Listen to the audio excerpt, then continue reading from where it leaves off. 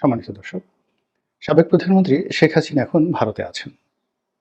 আমরা যত নিকৃষ্টভাবে তার কথা বলি না কেন, তিনি পালিয়ে গেছেন এবং আমাদের যে মিডিয়াগুলো যখনই তার ব্যাপারে কোনো খবর বলতে চায়, তিনি হেলিকপ্টারে করে বাংলাদেশ থেকে চলে যাচ্ছেন, পালিয়ে চলে যাচ্ছেন।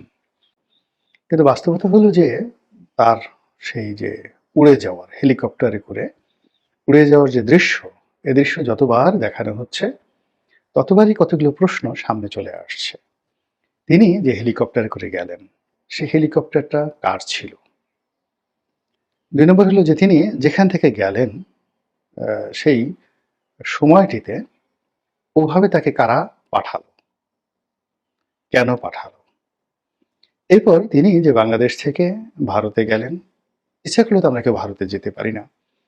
সেখানে বাংলাদেশ থেকে যাওয়ার জন্য একটা প্রোটোকল লাগে। আবার সেখানে যারা গ্রহণ করবেন তাদেরও একটা প্রোটোকল লাগে। তো শেখ হাসিনার এই যে যাওয়া, ভারতে যাওয়া, এটা এমন নয় বা এটা সম্ভবও নয় যে হঠাৎ করে তার মনে হলো যে আমি এখন ভারত চলে যাব। এটাও সম্ভব নয়। অথবা আমি এমন একটা অবস্থার মধ্যে পড়েছি, ১ মিনিটের মধ্যে আমাকে পালাতে হবে। এবং পালানো যে কথাটা, যখন মানুষ পালায় তখন অনেকটা দিশেহারা হয়ে যায়। তাদের কোনো আশ্রয় থাকে না এবং পালানোর জন্য কোনো টার্গেট থাকে না। পৃথিবীর সব রাজপ্রাসাদে পালানোর জায়গা কিন্তু ছিল। তারপর বাংলাদেশের সকল প্রাসাদগুলোতে ছিল, সকল কেল্লাতে ছিল। কিন্তু এগুলো কোনো অবস্থাতেই জনগণের জন্য উন্মুক্ত করে দেয়া হয় না। এর কারণ হলো পালানের যে নিয়ম, কানুন এবং কৌশল সেই ১০,০০০ বছর আগের রাজারও যা ছিল, এখনকার যে রাজা তাদেরও কিন্তু ঠিক একই। কোনো ১৯-২০ হয়নি। তো কাজেই জনগণের সামনে যদি এগুলো উন্মুক্ত করে দেয়া হয়, আমাদের এখন বঙ্গভবন আছেন, ওখানে যদি কোনো কারণে প্রেসিডেন্ট সাহেবকে পালাতে হয়, তাহলে আপনি গিয়ে দেখবেন যে সেখানে সেইভাবেই আয়োজন করা হয়েছে। তো যার জন্য এই জিনিসগুলো সাধারণত জনগণের কাছে উন্মুক্ত করা হয় না। এগুলো খুব গোপনীয় একটা বিষয়। তো শেখ হাসিনা যদি পালাতেন, তাহলে তিনি লোকচক্ষুর অন্তরালে চলে যেতেন। ওখানে পালানোর জন্য অনেক সুন্দর, সুন্দর জায়গা গণভবনেও আছে, বঙ্গভবনেও আছে। মানে তাকে আপনি আর খুঁজে পাবেন না লোকচক্ষুর অন্তরালে। কিন্তু আমরা তাকে দেখেছি। তো সমস্ত ক্যামেরা সামনে হেলিকপ্টারে করে তিনি চলে গেছেন সবার সামনে। তিনি নিজে গেছেন অথবা তাকে বাধ্য করা হয়েছে চলে যাওয়ার জন্য, এরকম। তো সেক্ষেত্রে তিনি যে নতুন করে উদিত না হওয়া পর্যন্ত কেউ তাকে দেখতে পাবেন না। কিভাবে তিনি পালালেন? কিন্তু যেহেতু আমরা তার পুরো বিষয়টি অর্থাৎ গণভবন থেকে তিনি হেলিকপ্টারে উঠা, প্রত্যেকটারই একটি স্থির চিত্র রয়েছে। শেখ হাসিনা গেছেন। তিনি আবার ফিরে আসবেন। কাম ব্যাক, রিটার্ন, এই জিনিসটি আসে। আর যখন আপনি কাউকে পালিয়ে যাওয়ার সুযোগ দেন বা কেউ পালিয়ে যায়, তখন সেটাকে আর ফিরে আসা তার কোনো স্কোপ থাকে না। পালানো জিনিসটারই যাকে বলা হয় পরিণতিটা ভিন্ন হয়। তো শেখ হাসিনা যেহেতু সবার চোখের সামনে দিয়ে চলে গেছেন, উড়ে গেছেন, আবার এখন যেখানে আছেন সারা দুনিয়া জানে তিনি সেখানে রাজকীয় মেহমান রূপে আছেন। তো কাজেই তার ফিরে আসা নিয়ে আলোচনা হচ্ছে।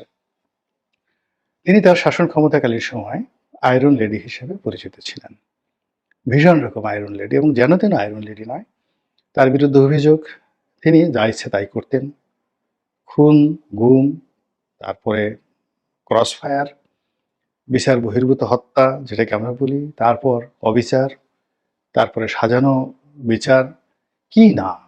রাষ্ট্র ক্ষমতায় থেকে একটা মানুষ রাজকীয় যে তার যে অ্যাবিলিটি, সামর্থ্য, এটাকে যত নিকৃষ্টভাবে ব্যবহার করা যায় সেইগুলো তিনি ব্যবহার করেছেন বলে এখন দশমুখে শেখ হাসিনা যারা প্রতিদ্বন্দ্বী তারা বলার চেষ্টা করছেন এবং তার সে সকল কর্মকাণ্ডের ব্যাপারে সবাই এখন অভিযোগ দায়ের করেছেন, মামলা করেছেন এবং তাকে বিচারের কাঠগড়ায় দাঁড় করানোর জন্য সবাই প্রাণান্ত চেষ্টা করছেন। তো এই ক্ষেত্রে শেখ হাসিনার ফিরে আসা তো প্রশ্নই আসে না। তাকে গ্রেপ্তার করে আনতে হবে, তাকে ধরে আনতে হবে এবং তিনি যখন আনবেন, বাংলাদেশে আসবেন, তার হাতে শিকল পরানো থাকবে, পায়ে শিকল পরানো থাকবে, ডান্ডা বেড়ি পরানো থাকবে।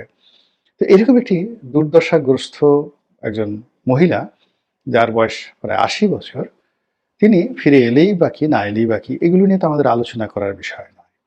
কিন্তু তিনি যখনই কোনো একটা টেলিফোনে তার এক কর্মীর সঙ্গে কথা বলে যে আমি আসছি, সীমান্তের কাছাকাছি, অমনি আমাদের অনেকের হৃৎপিণ্ডের মধ্যে ধক ধক শুরু হয়ে যায়, দিল কিউ না ধাক ধাক করে।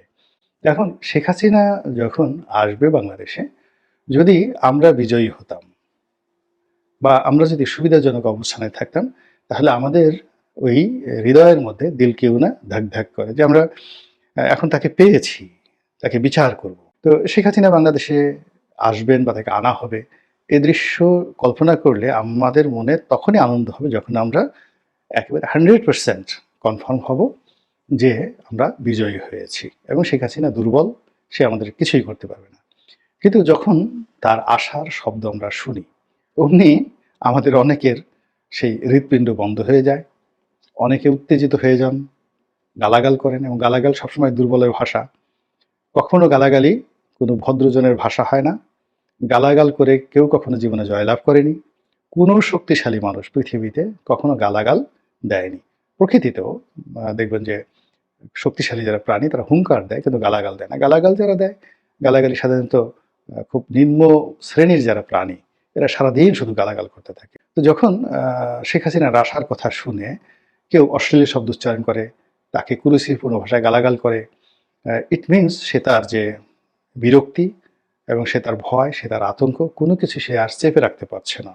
তো এরকম শেখ হাসিনার আসার কথা শুনে যারা গালাগাল দেন, তারপরে যারা বাজে শব্দ উচ্চারণ করেন, হুঙ্কার দেন, হ্যাং করেঙ্গা, ত্যাং করেঙ্গা, লাঠিকা আন্দার, মুগুর ভারেঙ্গা, এই সমস্ত কথাবার্তা বললেন, এগুলো মূলত এক ধরনের দুর্বলতা, অস্থিরতার যে অবস্থা। তো যা হোক, এনিওয়ে, এখন শেখ হাসিনা আসবেন কি আসবেন না এটা পরের ব্যাপার।